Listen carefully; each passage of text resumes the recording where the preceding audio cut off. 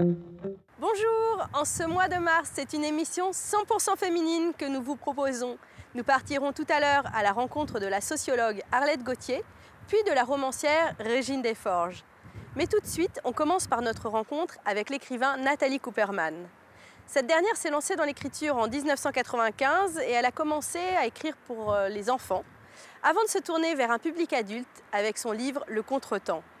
Ce dernier sera suivi d'autres romans comme J'ai renvoyé Martha, Petit déjeuner avec Mick Jagger ou encore Nous étions des êtres vivants. Aujourd'hui, Nathalie Cooperman continue d'alterner les romans pour jeunesse et les romans pour adultes. Et c'est ce dernier public qu'elle vise avec son dernier roman, Les raisons de mon crime. Bonjour, nous accueillons aujourd'hui avec grand plaisir à la librairie Nathalie Cooperman. Bienvenue. Merci. Alors vous venez aujourd'hui nous parler de votre dernier roman, Les raisons de mon crime, qui paraît aux éditions Gallimard. Votre livre retrace l'histoire de Marianne, graphiste nouvellement au chômage, qui retrouve sa cousine, perdue de vue depuis des années, une cousine qui exerce sur elle une étrange fascination. Comment vous est venue l'idée de ce livre ? En fait, l'idée du livre est venue exactement, finalement, comme je le raconte au tout début. C'est-à-dire qu'effectivement, je reçois un coup de téléphone d'une cousine que je ne voyais plus depuis des années. Je l'avais revue, comme je le raconte, à l'enterrement de sa mère, et puis avait coupé les ponts avec elle parce que elle avait des propos qui me choquaient, et puis voilà. Et de toute façon, c'était quelqu'un que je n'avais jamais vraiment connu dans ma vie, donc c'était pas un problème de couper avec elle. Cette cousine m'appelle parce qu'elle m'avait vue, à la télé, donc voilà, elle me dit je t'ai vue, etc. Et c'est surtout en raccrochant, on s'est dit bon à bientôt, et je lui ai dit oui, je viendrai te voir. Et en raccrochant, je me suis dit mais je ne la verrai plus jamais de ma vie. Et cette espèce d'évidence que je ne verrai plus jamais ma cousine de ma vie, le projet du livre s'est vraiment fait en quelques secondes, j'allais dire, vraiment. Je l'ai rappelé immédiatement et je lui ai dit écoute, j'ai envie d'écrire quelque chose, est-ce que je peux venir te voir demain? Elle m'a dit bien sûr, et c'est vraiment comme ça qu'a démarré le livre. Ensuite, ce que je me suis amusée à faire, c'est de présenter effectivement Marianne comme étant l'auteur du livre, et au fur et à mesure du récit, j'ai fait de cette narratrice un personnage à part entière. Et c'est à partir de rares phrases, enfin des petites phrases qu'a pu me dire ma cousine sur ma tante, que j'ai inventé ce personnage que je trouve presque le plus, comique d'une certaine manière, ou en couleur. Et c'est vraiment, mon œuvre de fiction, c'est surtout autour de cette tante Biquette. Il y avait donc chez vous une volonté de parler d'une histoire familiale ? Est-ce que cet atavisme sans issue condamne Marianne à la solitude ? C'est un thème que vous vouliez explorer ? Oui, c'est solitude, oui. C'est vraiment, c'est un des personnages principaux de ce roman, la solitude. Parce que je pense que ce dont on n'a pas vraiment conscience quand on parle effectivement de la misère, des gens qui sont vraiment dans des situations, c'est de leur solitude. C'est-à-dire que autant les riches font la fête entre eux, les bobos font la fête entre eux, et ça, ceux qui sont vraiment à la rue ne font pas la fête entre eux.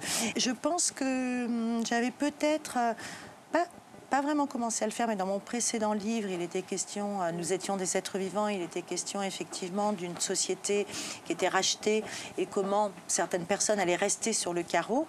Et d'une certaine manière, même si les deux livres, je pense, n'ont pas beaucoup de choses à voir entre eux, mais ce serait presque comme une suite de qu'est-ce que c'est qu'effectivement se retrouver au chômage. Vous faites dire dans votre livre à Marianne, Martine est à l'œuvre en moi. Est-ce le poids de l'héritage familial ou bien le travail d'écriture de Marianne qui la pousse à s'identifier à Martine ? Oui, je dirais qu'il y a un petit peu des deux, mais c'est vrai que le fait même qu'elle veuille écrire cette histoire, c'est aussi écrire sa propre histoire, bien évidemment. Je pense que Marianne est aussi à la recherche donc de la famille du côté de sa mère et de sa propre mère, aussi disparue depuis longtemps, et les deux d'ailleurs se retrouvent orphelines de mère. Et ça étudie aussi le rapport que chacune a avec sa mère absente. Intéressons-nous à présent à la sociologue Arlette Gauthier, professeure à l'Université de Brest, qui a participé à l'ouvrage collectif La place des femmes dans l'histoire, une histoire mixte. Ce livre propose une lecture mixte des manuels scolaires en y réintégrant la place des femmes et leurs actions, souvent injustement mises de côté. La participation d'Arlette Gauthier à ce livre a porté sur la question de l'esclavage, dont elle est l'une des spécialistes et dont elle avait déjà parlé dans son livre sorti en 1985, Les Sœurs de solitude, qui reste une référence sur la vie des esclaves africaines. Bonsoir Arlette Gauthier et bienvenue à la librairie Dialogue pour cette rencontre autour de la place des femmes dans l'histoire. Place des femmes dans l'histoire qui ne sera pas qu'un sujet, mais aussi un objet, puisque vous avez contribué à ce livre, La place des femmes dans l'histoire, une histoire mixte.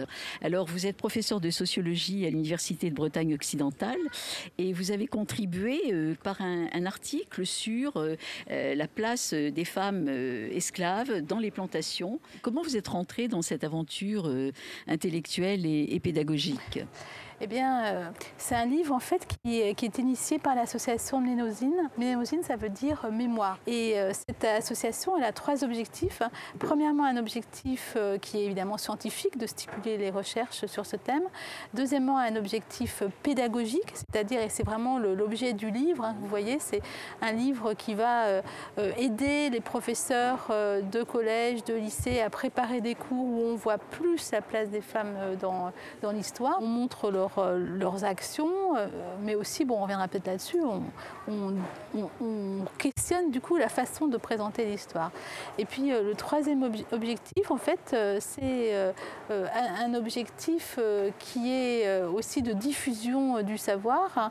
Et ce livre, c'est un livre qui non seulement peut servir aux professeurs d'histoire, mais qui peut être lu par toutes les personnes qui sont passionnées par l'histoire. Donc votre contribution à cet ouvrage concerne tout particulièrement la place des femmes esclaves dans les colonies et les plantations aux Antilles entre le XVIIe et le XIXe siècle. Et bien dans cette déshumanisation, cette entreprise de déshumanisation absolue qu'a été l'esclavage, il y a quand même pour les femmes une triple surexploitation. Est-ce que vous pouvez nous en dire quelques mots? Eh bien, en fait, on a souvent présenté l'esclavage comme un moment de déshumanisation qui introduisait une espèce de brutale égalité entre les sexes, parce que finalement la situation était tellement horrible pour les uns et pour les autres que ça revenait au même. Et moi en même temps, ce qui m'avait interrogée au départ, c'est que je partais avec justement cette idée un petit peu du rôle des femmes dans la procréation et tout ça, parce qu'elle servait aussi finalement à renflouer les caisses du maître. Hein. L'enfant esclave, il était vendu après, et c'était un bien.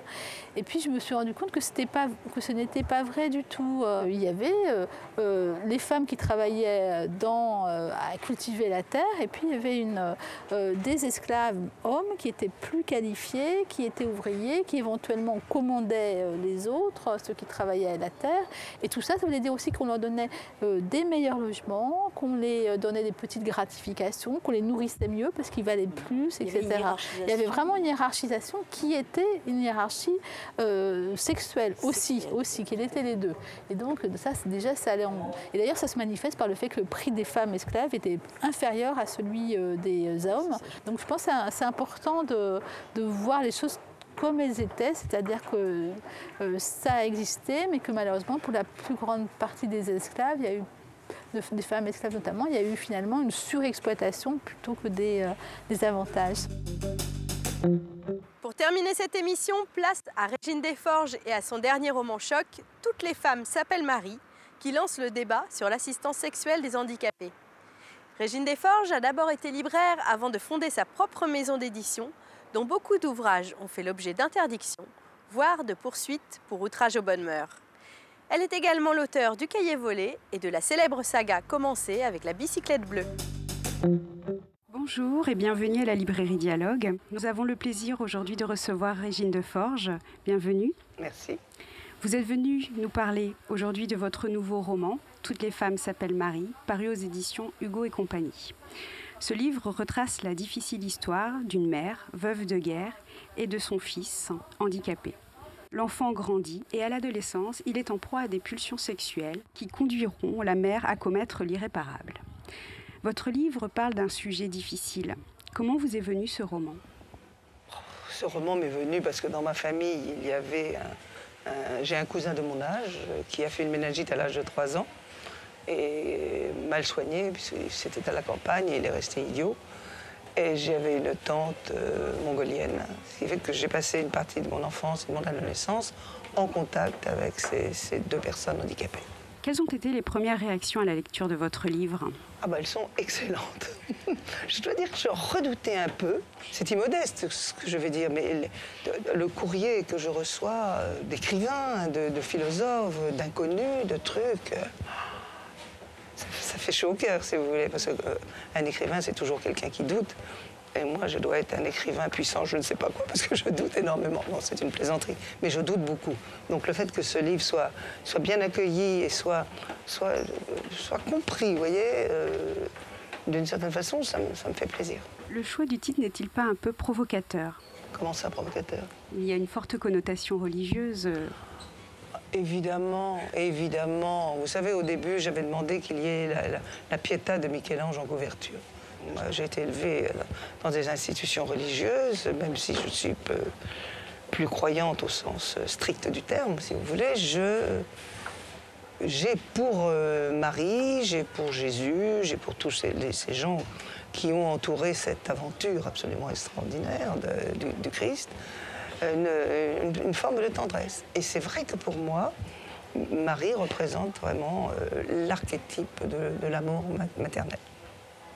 À travers le dévouement de cette mère, Marie, n'y a-t-il pas alors de votre part un engagement pour la cause des femmes? Mais moi, je suis profondément féministe, même si je ne brandis pas des pancartes dans la rue, des trucs comme ça. Je le suis parce que ça me semble évident, quand on est une femme, d'être solidaire des autres femmes. Déjà, l'éducation d'enfants normaux, c'est du bricolage. Hein, c'est pour ça que je dis, moi, j'ai eu 3 enfants, donc on essaie de faire de son mieux.